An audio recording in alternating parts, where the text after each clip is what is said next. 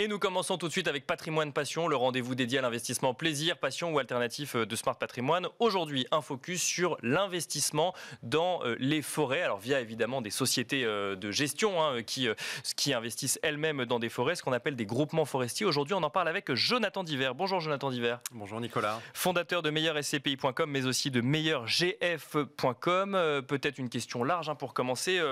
La forêt, alors c'est une option fiscalement intéressante, mais de manière d'un point de vue investissement, c'est aussi un investissement qui peut être intéressant en ce début d'année 2024 ? On vient de la forêt, l'être humain vient de la forêt. Quand on se balade en forêt, on a beaucoup de plaisir, toutes et tous.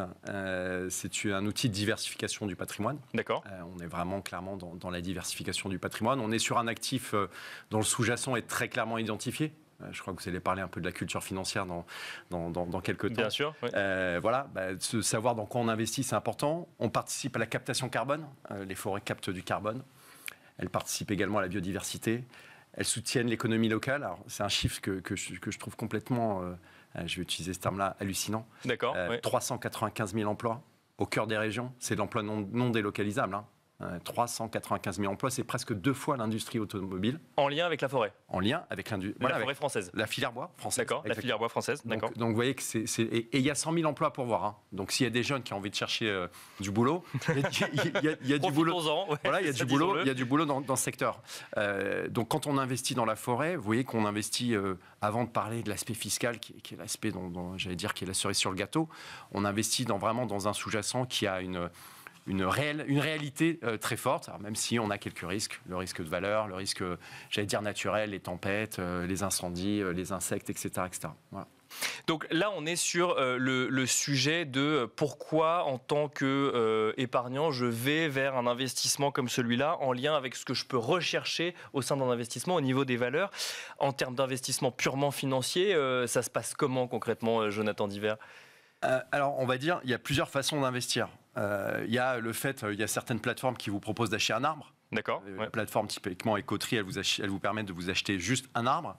Et puis après, plus on va avoir un budget important, plus on va aller de l'arbre à quelques arbres à la forêt entière. D'accord. Au bois puis à la forêt. Voilà, au bois, exactement, bois plus la forêt. Alors. Moi, concrètement, je conseille les clients d'investir dans des groupements forestiers d'investissement parce que finalement, c'est accessible à partir de 1 000 €. Groupements forestiers d'investissement, c'est des sociétés de gestion, mais dédiées à la forêt, comme on a des SCPI sur l'immobilier ou des fonds sur les marchés cotés. Exactement, c'est un fonds forestier non coté qui est géré par une société de gestion agréée par l'autorité des marchés financiers. D'accord. Donc, on a un cadre réglementaire qui est très strict, qui permet à l'épargnant qui souhaitent investir en forêt, de pouvoir investir dans un cadre réglementaire. On n'est pas dans le groupement forestier Friends and Family, où en gros, on va être plusieurs copains à acheter une forêt. Non, là, c'est un fonds forestier qui est géré par une société de gestion agréée par l'autorité des marchés financiers. Et ce qui est intéressant avec ces groupements forestiers, c'est qu'ils sont accessibles à partir de 1 000 € d'investissement. Donc, vous voyez que c'est accessible dans son patrimoine. Ça permet de mettre une touche verte dans son patrimoine. Nous, notre recommandation au sein de meilleurgf.com, c'est qu'il faut atteindre, si on est capable de prendre un potentiel risque, etc., il faut atteindre, 5 à 10% maximum de son investissement dans les groupements forestiers. D'accord. Progressivement. Donc, vous faites le calcul, vous avez un patrimoine de 500 000, vous allez pouvoir, en vitesse de croisière, avoir 25 000 dedans. Mais vous allez pouvoir vous le constituer progressivement. On n'est pas obligé d'investir les 25 000 d'un coup. Et si on a plus de patrimoine, là, on peut aller sur la forêt dédiée. Mais une forêt dédiée, si vous mettez 500 000 € dans une forêt, vous allez avoir une forêt d'une 50aine d'hectares, mais elle sera dans une seule localisation, avec généralement 1 ou 2 essences, avec un type de sylviculture. Là où quand vous investissez dans un groupement forestier, tout de suite, vous éclatez votre risque en termes de diversification, en termes d'essence, en termes de type de sylviculture, et vous voyez que vous êtes quelque part beaucoup plus fort sur votre patrimoine. Vous avez parlé effectivement de différents types d'essences, donc différents types d'espèces d'arbres au sein d'une forêt. Comment on construit le rendement ? Parce qu'effectivement, quand on fait un investissement, on se pose la question du rendement, même si sur les forêts, c'est peut-être pas forcément la première raison pour laquelle on y va, mais comment on construit le rendement d'un investissement comme celui-là ? Alors, assez basiquement, qu'est-ce qui permet de construire le rendement de la forêt ? Parce que c'est important de le comprendre. On va dire qu'il y a 3 vecteurs, historiquement. Mais vous allez voir qu'il y a des vecteurs supplémentaires qui vont arriver. Le premier, c'est la coupe d'arbres. D'accord.